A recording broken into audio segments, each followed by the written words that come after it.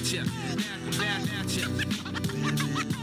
Tell you what's master. Coming at ya. Coming at ya. Rhyme style disaster. Coming at ya. Back at ya. Tell you what's master. All right. Welcome to Cut the Bull podcast. I am Wilfred Reilly here today with my talented and lovely co-hosts, Brooks Crenshaw and Christy Kelly. And we are interviewing Michele Tafoya, who needs no introduction, but lengthy resume across sports media, now contributing to the podcast genre along with us, 30, 40 years producing, well, at some period of time producing content across the media business. So Michele, welcome to the show. It is good to be with you all. Thanks for having me.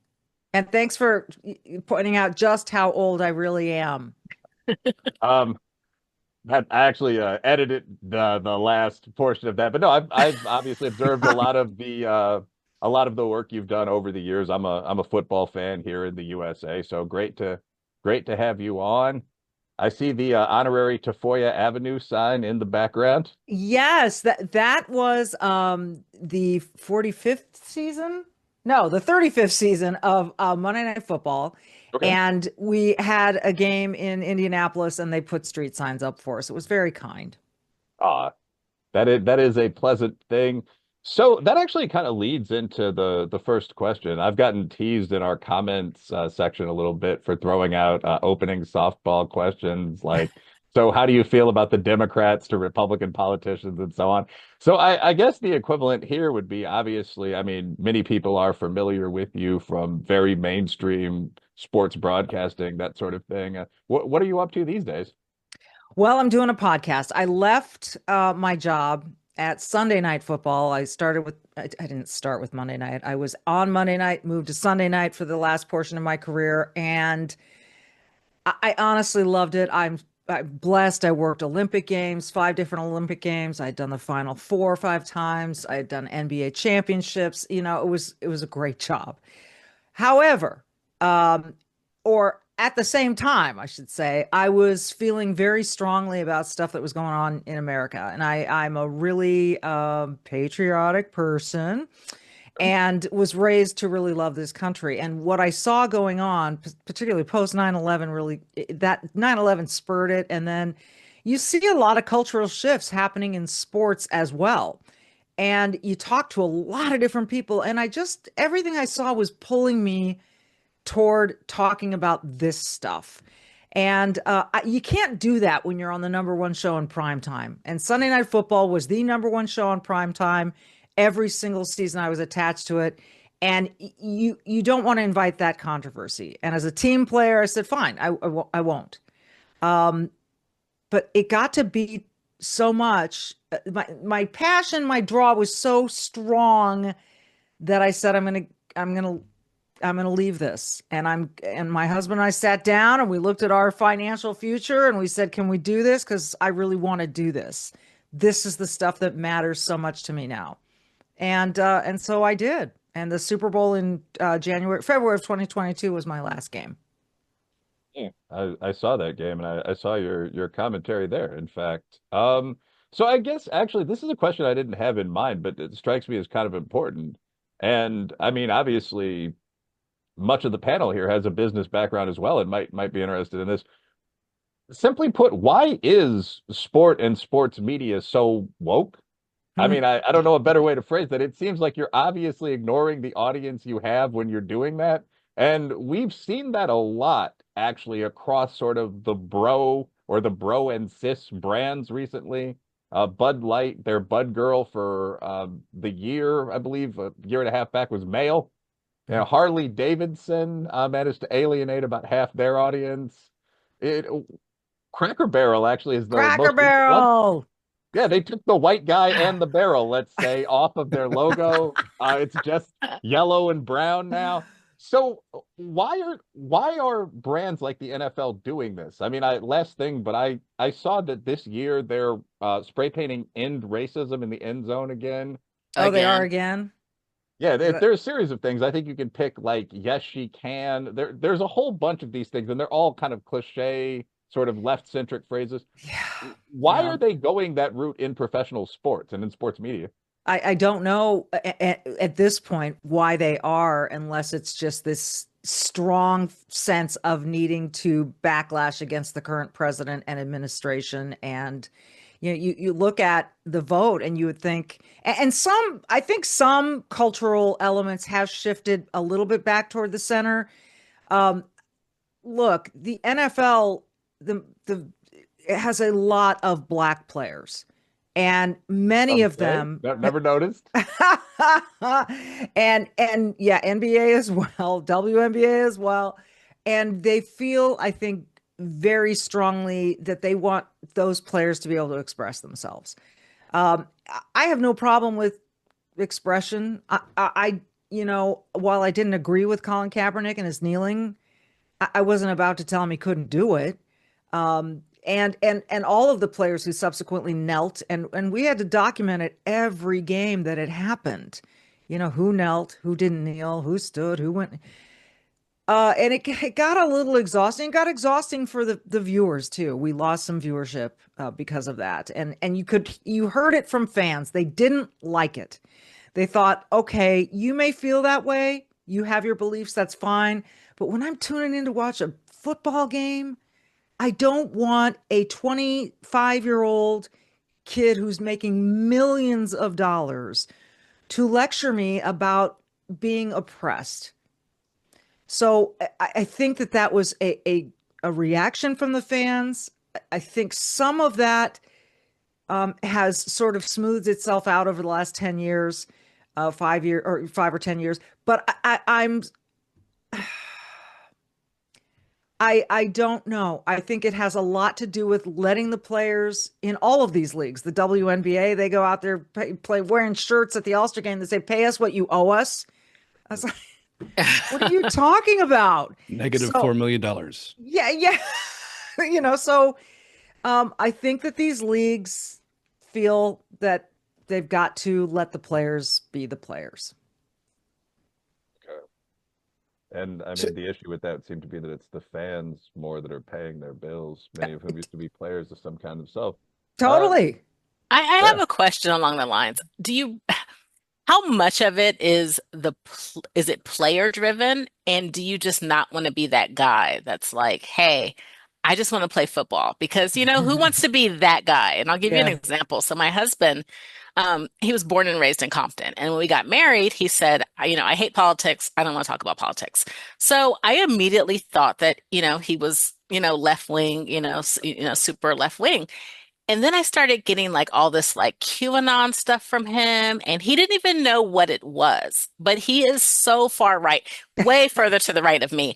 And I was like, oh my gosh, so shocked. So how many players do you think? And he rolls his eyes at the Black National Anthem. Not that, Yeah. it's bad, but just that this is sports. I just want to turn on the TV, sit here, watch the sport.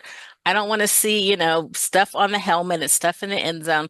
So I'm wondering how much of it is actually player driven and them just not wanting to be that guy. I think that's a fabulous question because there are plenty of conservative players in all of pro sports, particularly, I would say baseball, the NFL. Here's another part of this that I should mention. You have social media aspects for all of these teams, right? They have their Insta, their Twitter, X accounts, whatever. And those are run by really young people, right? They're not run by 50-year-old people who don't know tech. They're run by really young people. And so you see them churning out all this stuff about Pride Month and this, that, and the other that maybe doesn't reflect the ownership. I think the owners are a little bit afraid to say that for fear of backlash. And yeah, maybe you don't want to be that guy. I think there are some strong guys in the locker room. And I know that there were, especially during the BLM riots and during COVID, there were a lot of frank discussions in locker rooms around the NFL. Do you stand up for me? Do you care? All of these things. But let's just remember how pressure filled that stretch of time was to put the black box in your profile, all of those things. So I think you're right. I think your instinct is right in that a lot of guys don't want to be the one who say, can we just cut the crap and get along and not do this? So I think right now, probably the general feeling is, you know what? I don't necessarily agree with it, but it's not hurting anyone. So I'll go along to get along. But I think, listen, this is not to suggest that all of the players are left leaning. That's just not the case. But I think you're right about, I'm just going to stay out of it. Yeah, and a very quick comment before going to Brooks. I mean, every Caucasian college level or above athlete that I know, and about 60% of the black men, is to the right of Charlemagne. So, I mean, I do think that was probably driven by a small group of guys in the locker room. When you mentioned some of that stuff, like, don't you care about me? Don't you want to stand up for me? I mean, that's based on those assumptions that 1,200 innocent, unarmed black men are killed every year by the police that we've talked about, for example, and that were really out there in the media for a while. But Brooks Crenshaw, what's your first question here? Well, so you talked about, Michele, a dynamic that played out in your experience, that when it got so controversial, number one show in prime time, that you needed to bow out. And there's kind of a ratcheting effect that occurs there. And we've seen this happen in multiple institutions. And I think Will, as an esteemed professor of political science, will echo me on this, but the institutions, when they are overrun by a small, loud group of people touting usually neo-Marxist, critical theory-based doctrine, which is what happened in the universities. It's worked its way through HR into the major corporations. It's worked its way into the NFL. We are left to say, well, this is unprofessional, I'm out. But your opponents share no such convictions, and then they end up taking it over. How do figures like yourself and others come back and reconquer? Like, how does that work? Well, it was quite liberating. And I do want to say that my bosses, the people I worked with, the people that oversaw the show, knew exactly what my politics were. We had really boisterous conversations at dinner and in the car rides to practice and all of that stuff. It was fun. But they just, so it wasn't like I was being quashed within my day-to-day work life. But when it came to, say, posting on X, I got one phone call during BLM. Hey, you liked this one tweet. Would you mind unliking that? So I was like, okay. And I did. And again, it was about, they didn't want to invite controversy in either direction. But I think what you're getting at, I totally agree with this, that the other side appears, it appears more virtuous, appears more empathetic, appears more emotional or loving. And so the other side tends to get away with that stuff. But I will say this, while I was at NBC, I was asked to be on Greg Gutfeld's show when he was still on Saturdays. And they didn't want me to do it. And I understood. It was like, look, that's a political show. We just don't want you going there right now, you know? And so one of the first shows I did when I was done with the NFL was Gutfeld. And I've been doing it almost every single month since. And it is wonderfully liberating. And now you see his show rising and him being a guest on Fallon and Colbert getting the axe. And so I think some of this, there is a shift going on. Some of us have decided to say, look, it's important enough to me to give up my job and this phenomenal job. People told me I was crazy. They all told me I was crazy. I didn't care. I was going to go crazy if I couldn't be myself and talk about these things.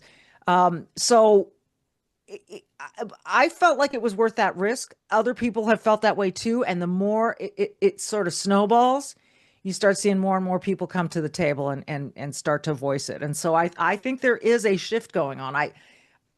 I hope it's long lasting. Yeah, same. That actually leads into my next question, which is sort of about new media. So, I mean, when you mentioned Colbert getting the axe, I mean, I looked through the budget for the late show or whatever it was, and it was apparently $40 million. They had a staff of 200 people. And I mean, I know you guys in network television there are a lot of people that work in the field, But that struck me as absolutely incredible. I mean, we're by no means at the same level, but like I'm just sitting in front of a computer. Yeah. So it's a totally different level. Some of you guys are sitting in front of computers with mics. I noticed Brooks has a nice one as well. Michelle, yours is top of the It's line. very But I nice, mean, Mike. it's beautiful. But I guess the question is there a future for sort of mainstream corporate media, even as versus Fox, but certainly as versus the podcast sector, Daily Wire, all that? I mean, it does seem to be pretty captured, but it also seems like a business model where it's really hard to produce revenue at the point where you could justify spending $40 million on Stephen Colbert's bad jokes. Yeah. Like, I mean, Yeah. did you move into a better sector to some extent? Well, I certainly financially, I'm definitely not doing better. Let me just put that out there right away. But that I factored that in to my decision. I didn't. I knew I wasn't going to make nearly the same kind of money, but that was a choice I made, and I had planned for it, like I said. So, but I will say, the attention is interesting. I think it's after a couple of years, people start coming up to me now and they're not asking me, hey, how do you think the Packers are going to be this year? It's, hey, what do you think the Democrats are going to do? It's been an interesting transformation. And I've gotten so many wonderful speaking opportunities because of this. So, but I think, yeah, corporate television, like I was just listening to a report earlier tonight that said CBS News is hemorrhaging money. Traditionally, you had these major four networks. It used to be three, then Fox came along, and they could make all kinds of money on their nightly news, yada, yada. And there has just been this explosion. And it's not just because of cable, and it's not just because of satellite. It's because of podcasts like Cut the Bull. And it's streaming, and it's the attention span that these young people have. I have two kids, 19 and 17, and I'm telling you what, it's like, hello, okay, can you read for more than 5 minutes at a time? So that is troubling, but that's the environment we're in. That's the landscape that all these people are having to compete with now. YouTube TV, all of it. It's all really quick, clippy stuff.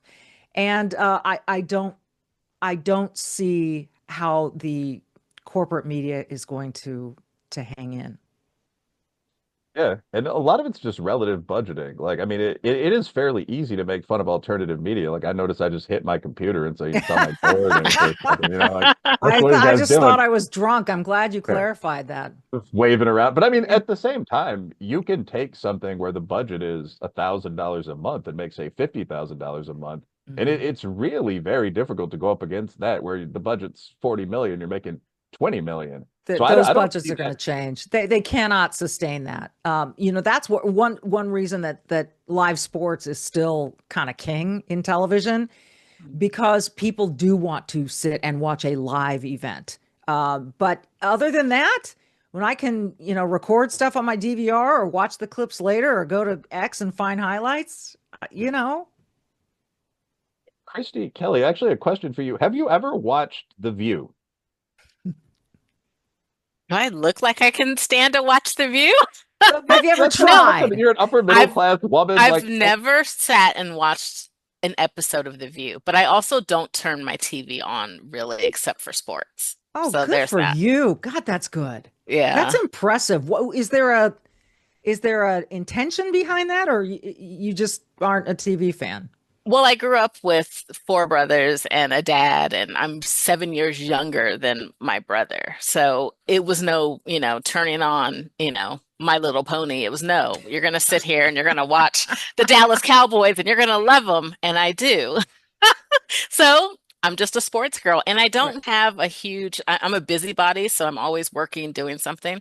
So Hmm. just sitting and watching TV. So no, have Yeah. not watched The View. yeah, and I wasn't trying to be mocking or anything. I mean, it's just that within the target audience for The View, there are probably 100 of my friends. I don't think any of them have ever seen it. And that was one of the things that came up with the Colbert whole situation and with the discussion about MSNBC like changing their name. They're like Yeah. Mrs. Now or something like that. But I mean, like most of those MSNOW. shows had an audience of maybe 500,000 people for the budget they were spending. Brooks, what do you think? Are you a TV man? Do you watch traditional media? Not so much. And, I haven't watched an NFL game in think I watched the Super Bowl a couple of years ago. I'm just not I was indoctrinated early in the cult of University of Kentucky basketball, but by the time I turned 18, I just kind of got away from it. A sport that I do follow that I'd like your take on this, Michelle, is it's continually on the rise, and they are on the, I would argue, the opposing political rail is the UFC, who just signed the Paramount Plus deal, which is a huge thing because now pay-per-views, not anymore. Yeah. Paramount Plus, that's it. What do you think about the political brands across, the in the same way that we were talking about media and traditional media and new media, you have this new sport that is kind of untainted by the political controversy that the others have.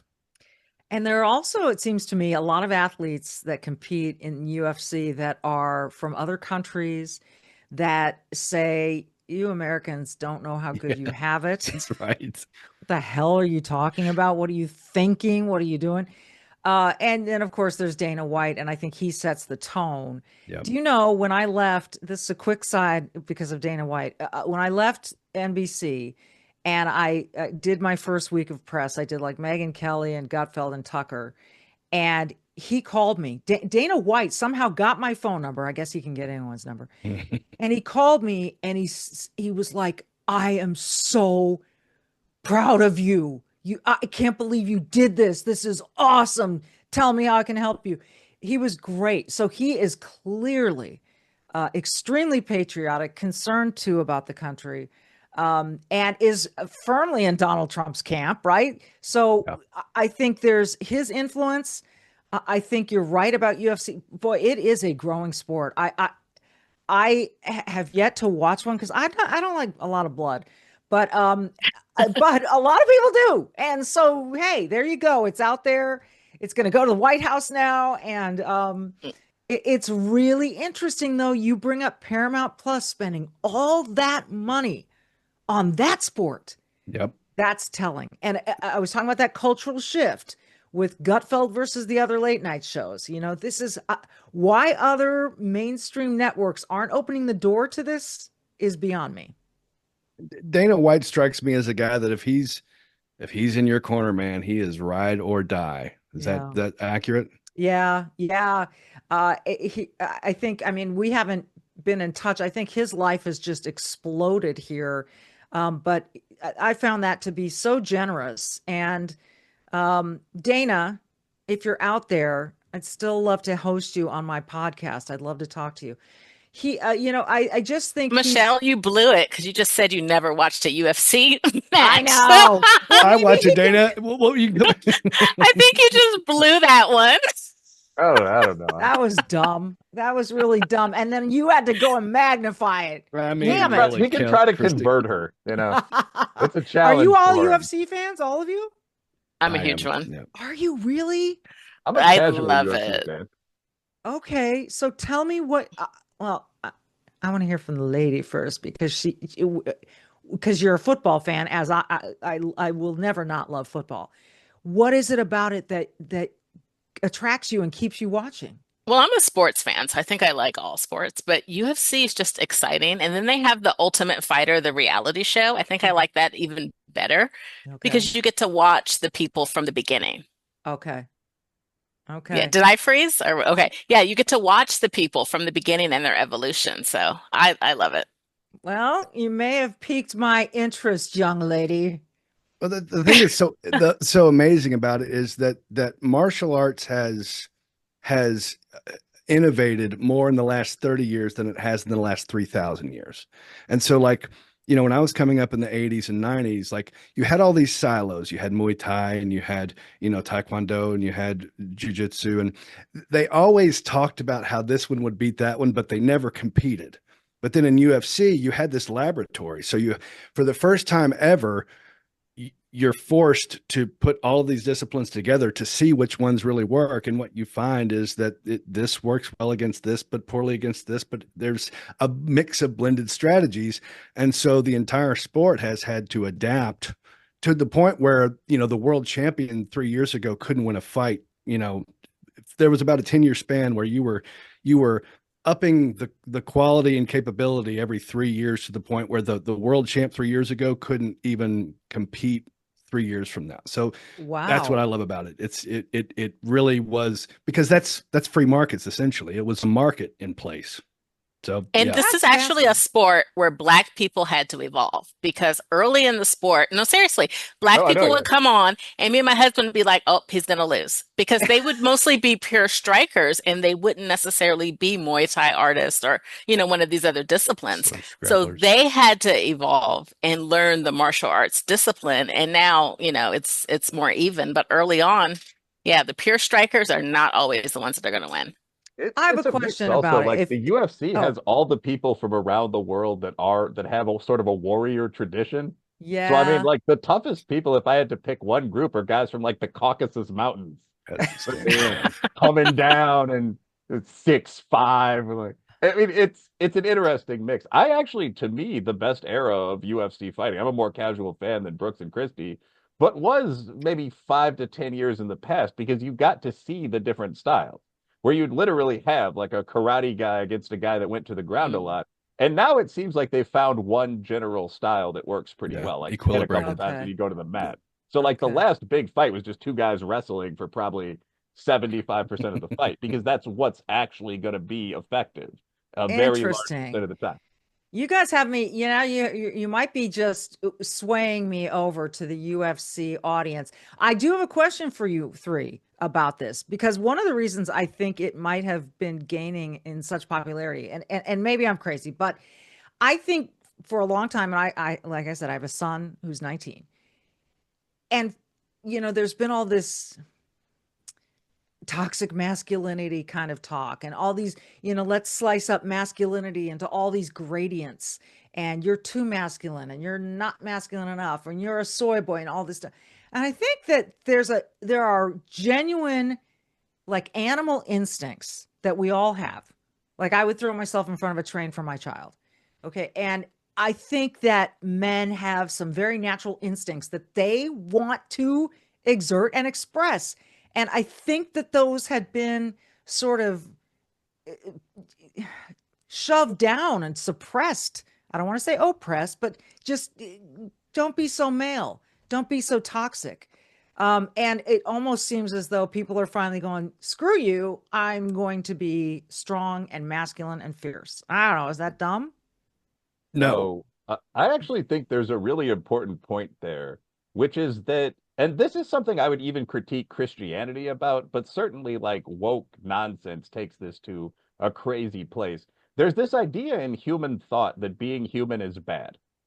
That like, but I mean that like enjoying violence for a good cause to protect your wife or fight for your country, enjoying sex to a certain extent at the ends both extremes of the spectrum, kind of radical feminism and religious evangelicalism. I mean, most things, hunting in the woods would be frowned on by a lot of people. The idea is that these are dirty things we used to do, Mhm. and now we don't have to do them anymore. And the problem with that is that they're good. Like wanting to have sex with your husband or wife is good. Mhm. Being good at killing prey is good. Being able to defend yourself is good. So yeah, I mean, I think when people see this nonsense, often from people that kind of look like freaks, that aren't in the best physical shape, that aren't in the most stable relationships, probably the 10 most left-leaning friendly acquaintances of mine are all polyamorous. So when you see these people describing like mainstream humanity as bad, the reaction's kind of like, fuck you. What are you talking about? Yeah. Why is this Mhm. food talking to me? Why do we let these people speak? And I think that like two guys, like a guy from Harlem and a guy from Dagestan beating each other up is kind of the exact opposite of that. Like, oh, this is what humans are. Either of these guys could literally make you a serf. So I don't know. That's my take.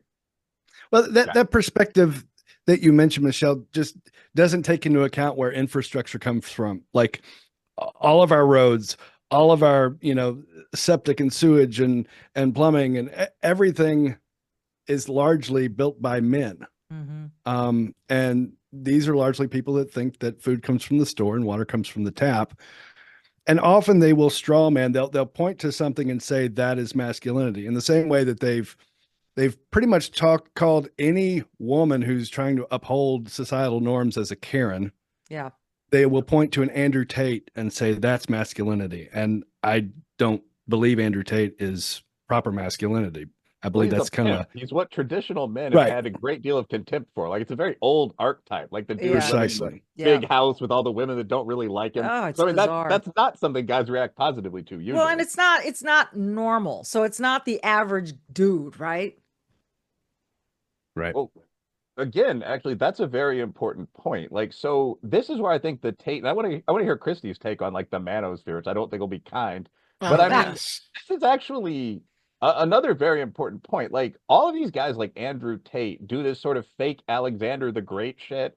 Like, I'm not like other men. I don't live like other people. I don't need just one of these broads. I don't need just one car. And it's like, first of all, even if you're good enough to do that, it's kind of evil. Like, there are all kind of reasons you shouldn't, and interferes with your spirituality and your arts training and so on.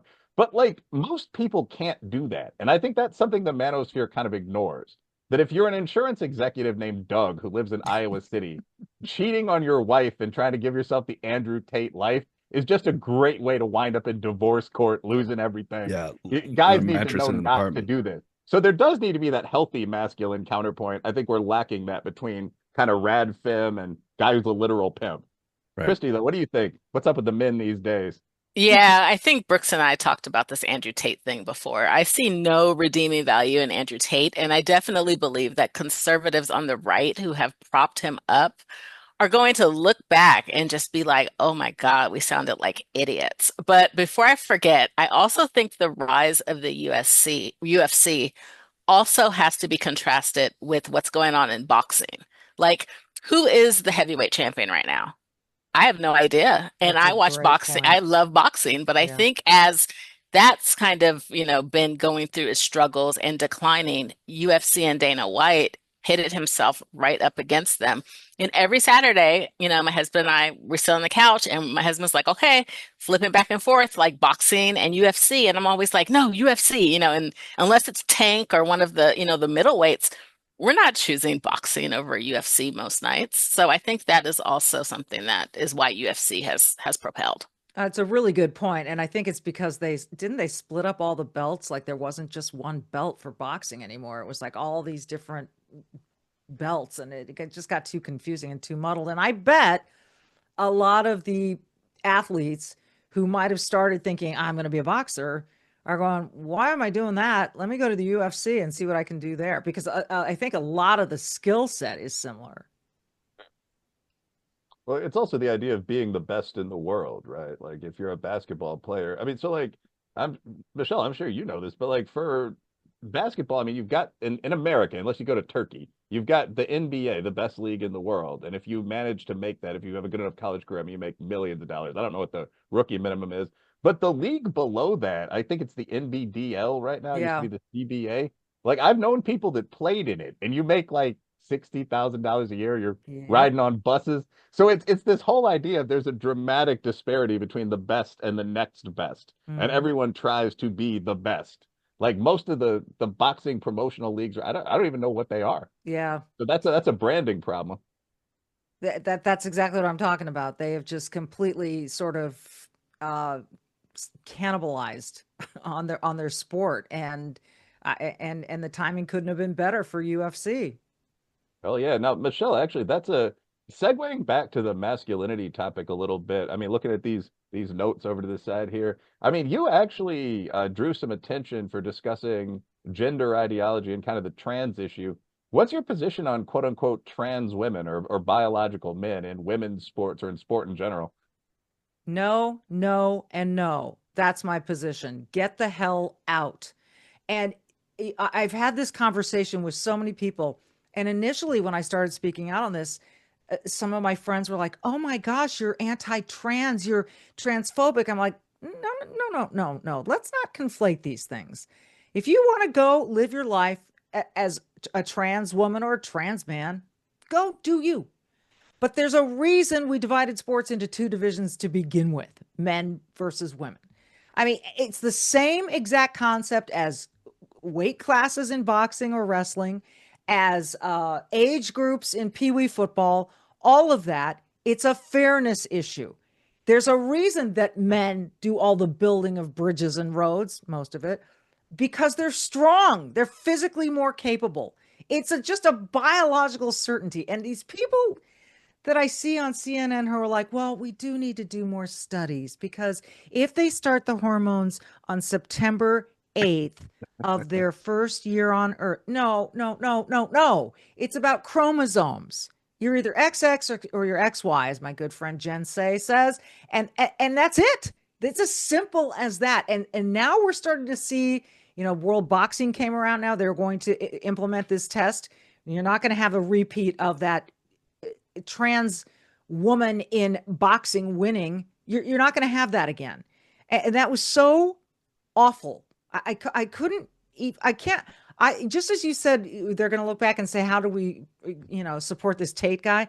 They're going to be in the history books. People are going to go, what the fuck were they thinking with this whole trans sport? What were they thinking? And no, this is not because we want to eliminate people. Go compete in your own division.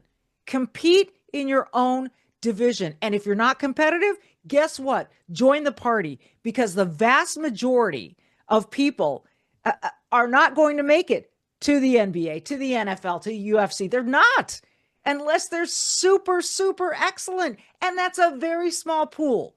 So don't try to dive into the other pool just because you think you can make more headway there. That is just flat out wrong. I can't say enough about it. They could do the same thing that you've done, which is embrace a non-traditional, new, up-and-coming thing. They could build their own league. Build a league. Yeah. So I said for a long time, I was a competitive shooter. There's multiple classes. And when the whole steroid baseball thing was going on, my take on that was they ought to have a steroid league. Like, you have an open league. Let's see how fast and how far the human can go and perform if they're willing to take the risk. And it looks like, we're starting to see those types of leagues get talked about. I think we're going to see a steroid league before too long. Do you really? Brooks, have you, or for either of you guys, have you followed the enhanced games? That's it. They have that. Interesting. Well, Christy, I didn't know that either. My understanding is that they're trying it, but the FBI is really sniffing around, because the basic idea is it would be a sports league where you can take whatever steroid you want. You can take amphetamine, train however you want. And I think there'd be some questions about where the doctors for the league are coming from. Just maybe some sprinter juice to the tits, just breaking records everywhere. Yeah. Well, to see that though, I'm curious about what a human can actually do. Yeah. I mean, even if you take a dab of testosterone paste every 2 days as an older man, you can lift the weight you could in high school. So what if you do 8 times that amount? Maybe you'll die at 46. But that's what scares me about it. I mean, it just seems so unhealthy and dangerous. They're adults. They're the I mean, talking to a former WWF or WWE star, like that sport was super hard on its competitors, and they knew going in what that life was going to lead to. I mean, same thing with football. I mean, It's CTE. true. I can't tell you how many players have said to me, I would rather get a concussion than blow out my knee because I can come back and play sooner, and they're willing to take that risk. Brooks, haven't you said things like this about the military, though, that there's an element of you want, for want of a better word, heroism, glory, something like that? I mean, being an NFL player is not quite the same thing, but I mean, as you run out in front of the crowd on Sunday and there are 50,000 This is what we pay for. Yeah. Well, I mean, I think a lot of people would rather do that and be really bleeping stupid later in life than never do that and sell vinyl siding. In the so in the enhanced question with regard to SOCOM, there was a lot of conversation on the DL about, we're not trying to hit balls over fences. We're trying to kill the bad guy and come home. So, what can we do here? And there was a blanket statement from the higher ups that, we will not condone the enhanced substances, but we're not going to test for them. And so that was kind of an understood don't ask, thing. don't tell. Right, precisely. So a guy that's in his 30s has so much experience and so much, wisdom. He's probably a platoon chief. He might have worked his way up to as a senior enlisted advisor. Whatever that guy needs to stay yoked to be combat ready, I see no issue with that. That's interesting. So slightly related. I don't know if you guys saw this week. It was either a high school or college. I think it was a high school. And it was a girl in a boys' locker room. Did you guys Yes, see that? And saw the that. boys started filming her and were like, we're uncomfortable. No, So she was filming them. oh, she was She was filming filming them. them, which makes this Oh, thing all even that worse. makes it worse. Yes. They were uncomfortable with the girl being in the locker room. So I love that because I think maybe if we see more of that, Those people might wake bigots. up. But Those the hateful boys were the ones bigots. who got into trouble. The boys got suspended for the first 2 weeks of school. I don't know if they're going to Wow. change that because, as you said, Christy, a lot of people saw this. There was a lot of media attention. It's negative media attention. I think it was in the Loudoun County schools again in Virginia. Go Loudoun County. This is actually a thing that can happen, though. It surprised me when I looked at this, but about 60% of the people that identify as trans are female. And there are all kind of reasons for that, from feeling that it's tough to be a girl today to just gender nonsense in the classroom. But I mean, like, I've been in gym locker rooms and only once or twice, but like someone who is obviously female will come in after working out for 2 hours, take off their pants, and just start bullshitting about the game. Right? It's just sort of, it's the question is, how do you react to that? Are you just like, that's cool, bro, or Yeah. is that a profoundly uncomfortable thing that you're noticing with sort of all of your senses? And I mean, I kind of lean more toward the second, which actually I do brings up a too. question.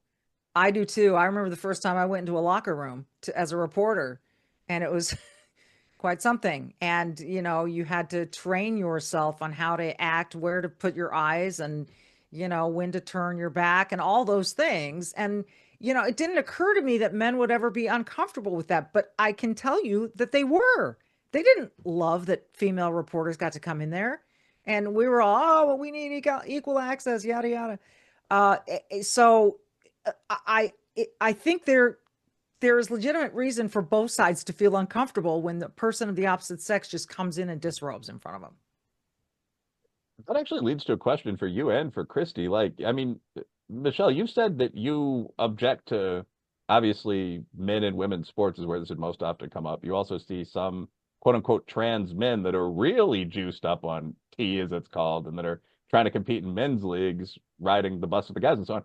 But beyond that, do you think that there's such a thing as gender? I guess that's how the question comes to me. Oh, Like, when you say someone can just live their own life and be trans, to what extent, for both you and Christy, is that true? Like, could me or Brooks, looking like we do now, put on a nice frock and go join the junior league? Like, what do you think, guys? no.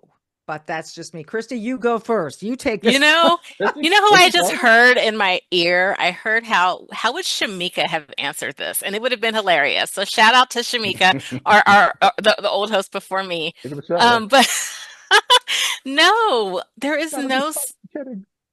yeah.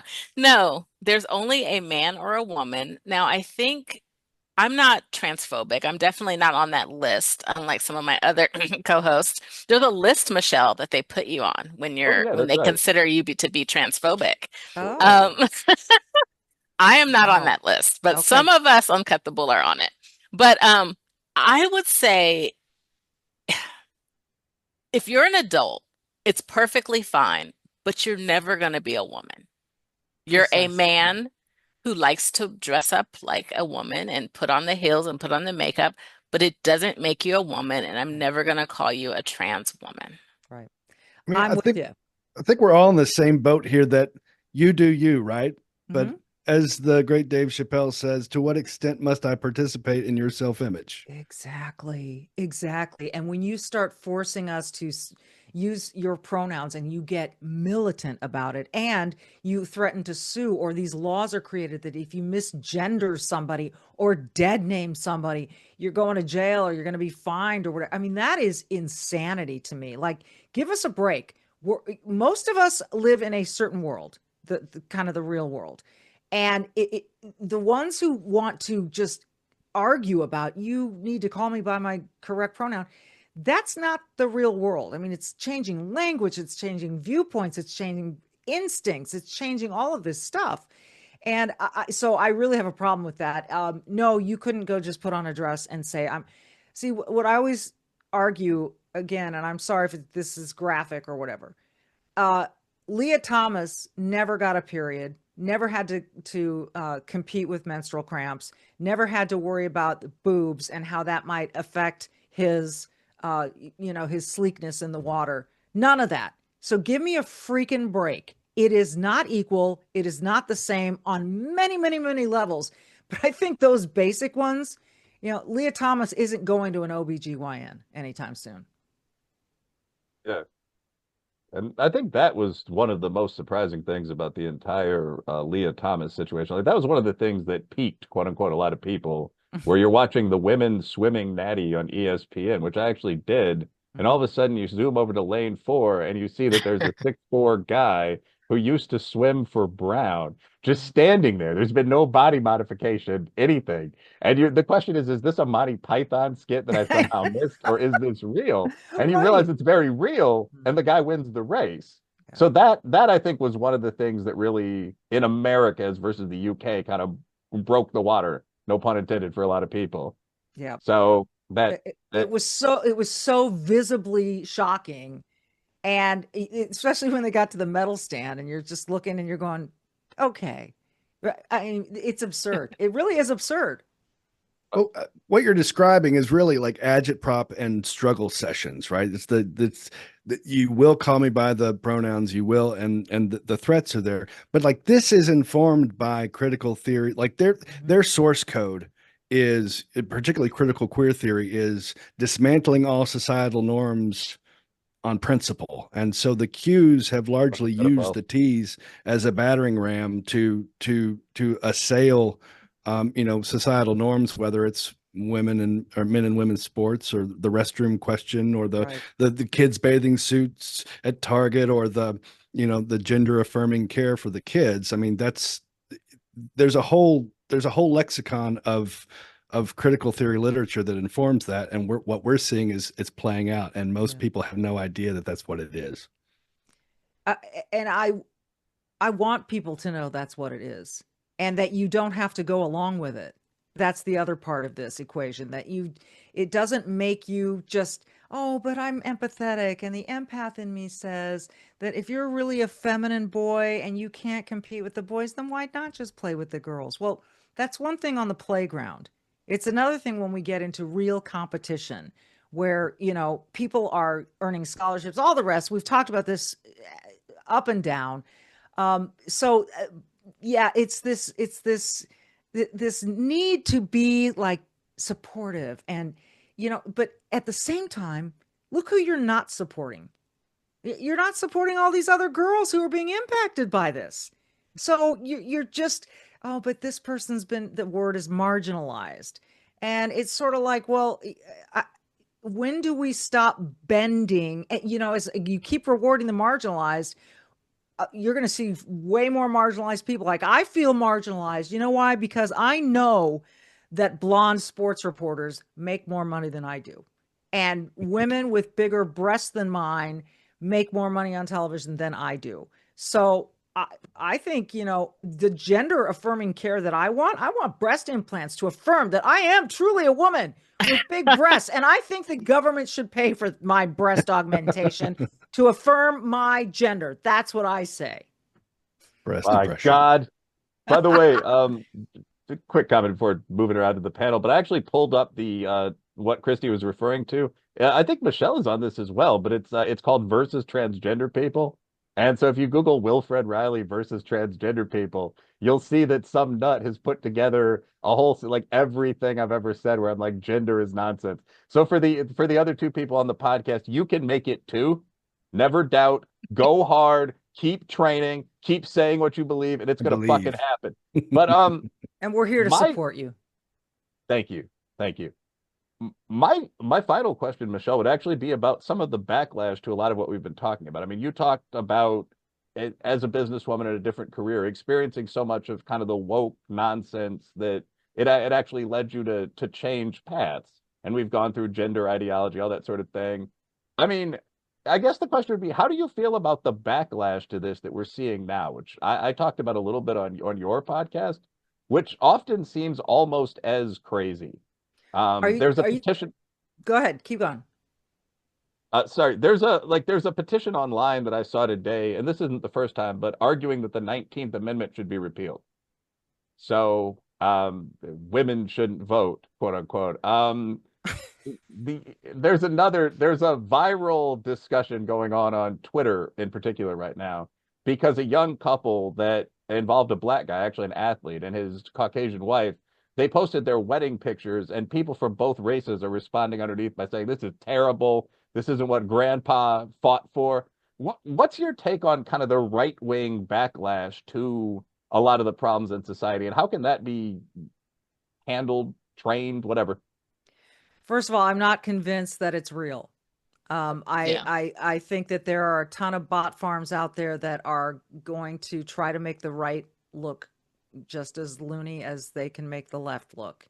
I think I honestly, this is getting kind of macro about it, but I do believe that these bot farms in places like China and Iran and all over the place, I'm sure you guys know what I'm talking. I bet Brooks knows a lot more about this than I do, but the idea is to sow chaos. The idea is to divide us. The idea is to make us hate one another. The idea is to get us fighting here in America so that we rip the hell out of each other so that no one else has to fire a bullet and bring down the greatest country in the world. And so I think that a lot of these extreme responses that you see, I tend to just laugh them off. I know that a lot of people can't do that and they just got to respond and they got to jump on and they got to get engaged. You don't have to. You don't have to. You don't have to let these things affect you, ladies and gentlemen. You don't have to. If you do, you're complicit in the whole thing. So you can be above the fray and you can look at it and you can just jump to that assumption. You know what? I bet the person who posted that has about 6 followers or none or is a bot or whatever. Or is in Pakistan like that one guy. There you go. Yeah. Or is a podcast host and just trying to be edgy. Trying to get clicks. It's clickbait.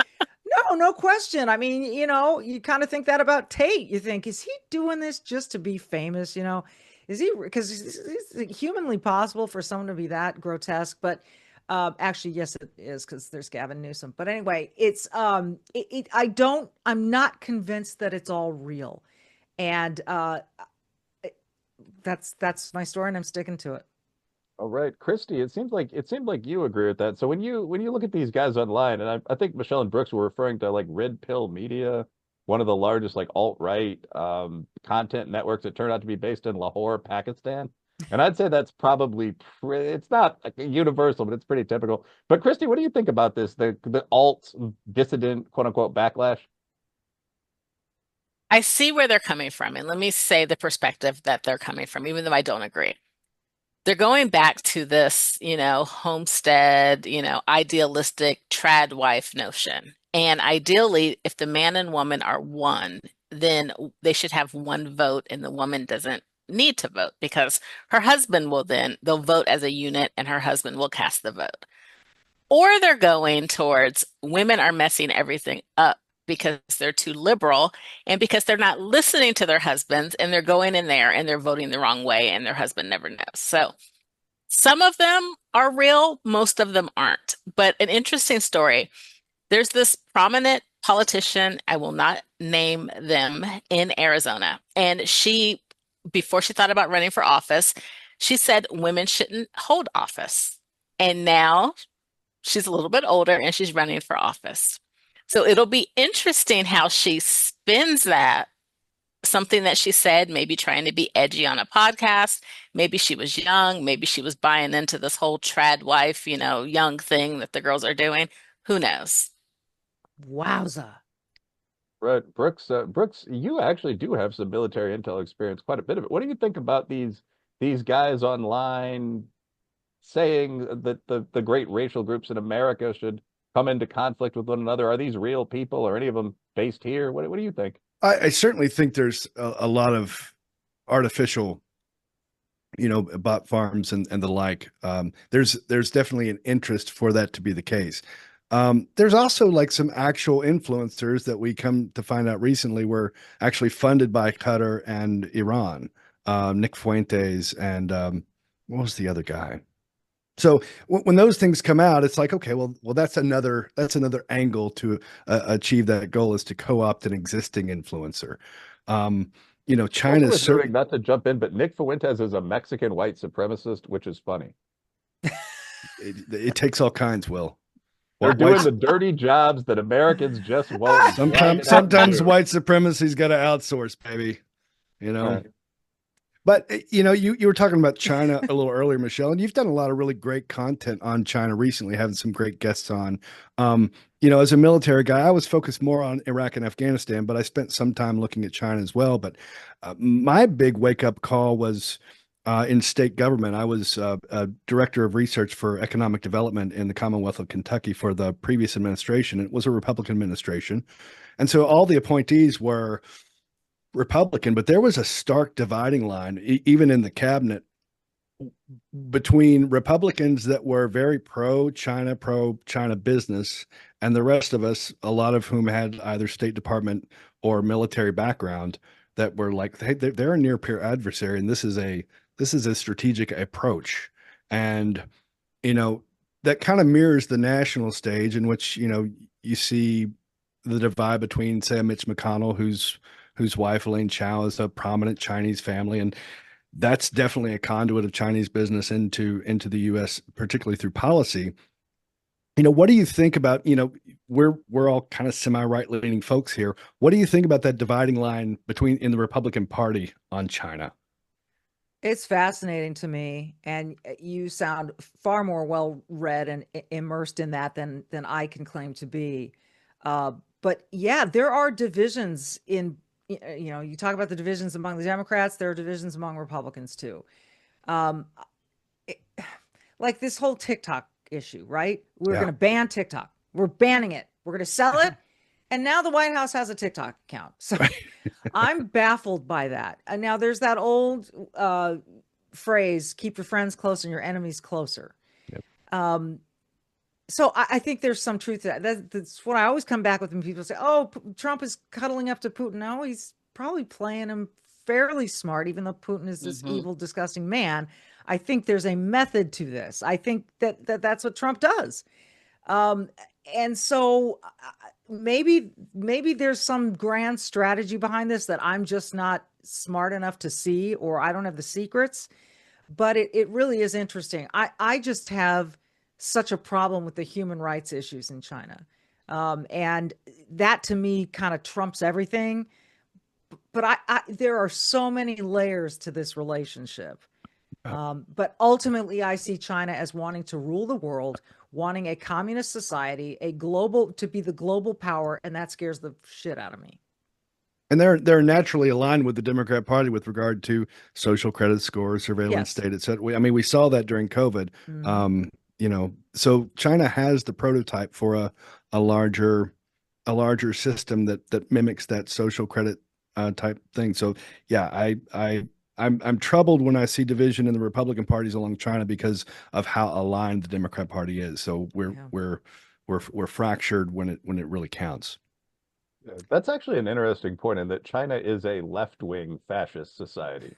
So like in America, we've been trained to think of like the jackboot coming from the right, 1984 and all that. But in fact, it's a communist country that literally has the equivalent of a credit card that tracks everywhere you go, everything you do. If you give blood, your person score improves. And that might be the only way to codify the woke nonsense, right? Like you can't look at someone and figure out whether they're black, white, or interracial, feminist or not, gay or straight, all 50 things that would go into that. But there actually are systems that can pretty much track you regarding all that stuff, and the Chinese have them. Scary, but we'll beat them in the end. Now we've hit about 10 o'clock. Michelle, thank you for your time. We always end by going around and saying one deep thought apiece. Oh gosh, don't make me start. No, I'm probably going to start. My joke is that I often have the least to say after talking a lot during the episodes. Thanks for coming on. I think that it's always good to hear people from kind of the mainstream of society bring up obvious reality. And I think one of the things I say in a lot of our episodes is that when you notice things like men aren't women, you're not crazy, and almost everyone agrees. So Michelle, you and Brooks both brought up, most athletes lean to the right. all the white guys and 3/4 of the black guys in every one of those locker rooms where people are kneeling and talking to Southern preacher cadence about their oppression knew this was bullshit. When you're surrounded by nonsense that's clearly not real, I guess to the extent that you honorably can think of your family and so on, point out that it's not real, almost everyone's almost always going to agree. Christy, what do you think? Yeah, so Michelle, you did this episode and the guy called you fake and you were like, come on the show, let's talk about it. And I love that. I mean, I wish all you haters out there that are, trolling me, I wish that you would just come talk to me. Let's have a podcast. Let's talk about it. So keep doing more of that. I mean, I think that was a great episode, where you just were like, hey, we're not going to have a cage fight. We're just going to talk. Yeah. And we may disagree, but open up the dialogue. And Are there Christy Kelly haters out there? I don't know how anyone can hate you. That's a whole episode. Tag me and Brooks. I'm sure this is just people talking shit online. I mean, we'll respond to them. But Brooks Crenshaw, what do you think? We talked about a lot of things today. What's your position? Well, first, Michelle, I really admire your strength and your fortitude, and you're an inspiration. I'm really optimistic because of a large through line that we've had in this podcast, which is these shifts are often due to the fact that markets work. And so whether we're talking about the traditional media or the shift in popularity to the UFC, et cetera, I make this comparison. Will's sick of hearing this comparison, but the European wine market was so heavily regulated that the American wine market was able to experiment and to innovate. And before too long, they made both the best and the worst wine on the planet for a time. And so that's kind of how I view our media and our sense-making mechanism right now. You can find anything and everything, but also you can get to the truth, and the truth's got a certain ring to it. And I think markets are really gonna help us solve this problem. So thanks for being a part of the new market. I appreciate that. Right back at you. I love this podcast. I love this format you guys have. I love the way you converse. I don't want to make this all a love fest, but I am going to say that right off the bat, because I think it's really smart and it's open-minded, and we need this kind of stuff. One thing that I love about the podcast landscape is that people go on each other's podcasts. And it's like, you don't say, oh, you work for CBS, you can't go on NBC. Everyone can go on anyone's podcast and not feel worried about it. And I think that's where some of the best exchanges come from. We're all always talking. We're talking to different guests. We're talking to different people. And then to kind of sort of jump over into different podcasts and have those conversations, I just think it's really cool. This is one of the things I like most about podcasting, is this ability for people, this desire for people to want to talk to each other and appear on other people's podcasts. I think that there are probably 2 zillion podcasts on the planet right now. I think there will be somewhat of a shakeout. I think there will always be lots of them, and the best of them will rise to the top. But I just love this form of people being able to ask questions and make statements based on their own experiences and not listen and be obedient to CBS, NBC, and the like. Yeah, that's a great close there. We may now have something close to a free market for information, as opposed to some guy saying, I'm Walter Cronkite, and that was the news. That's the way it is. Yeah. That's the way. Yeah, good correction. That's the way it is. All right, now it might be a little different. Thank you to Michele Tafoya for coming on Cut the Bull. Loved having you. Love being here. Thank you. I got a country to say. Patriot J, I'm saving the day. Patriot J, I'm saving the day from you commies who lame. No, you can't fuck with me. I got a country to say. God bless the US of A. Land of the free and a home of the brave. God get all of the praise. I got a country to say, because I'm Patriot J and I'm saving the day.